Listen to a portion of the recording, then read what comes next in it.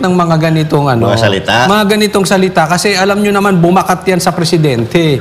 Yung mga, halimbawa, pag sinabing tamba, sino may iisip mo? Siyempre, si ano yan, si Specker. Oo, wag mo nang gagamitin kung saan-saan yung salita na yan kasi mami-misinterpret ka. Oo, kasi pag sinabing positibo, sino may iisip mo? Positibo ang Pangulo eh.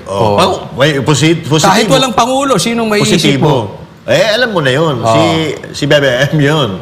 Di ba? Kasi nga, hindi pa sila nagpapa-hairball. Pag ang binanggit ay tanim witness, sino naiisip mo? Si Risa Ontiveros yun. Kita mo? Kaya huwag nyo nang pinagagamit yung mga alam nyong delikadong salita. Si Risa Ontiveros. Si Risa Ontiveros yun eh. Di ba? Sabi nga ni eto, susundan ko yung sinabi ni Atty. Topacio. Sige. Strike 3 ka na. Naku po. Ay, ano bang nangyayari sa pag-strike 3? Wala na. You're out. You're out. Kaya naman pala nagpasaklolo na, partner. Nagpasaklolo na. Kasi etong si Madam, hindi na ata niya kinakaya. Kaya tingnan mo, kanina sino mo yung video. Stress na yung mukha, partner.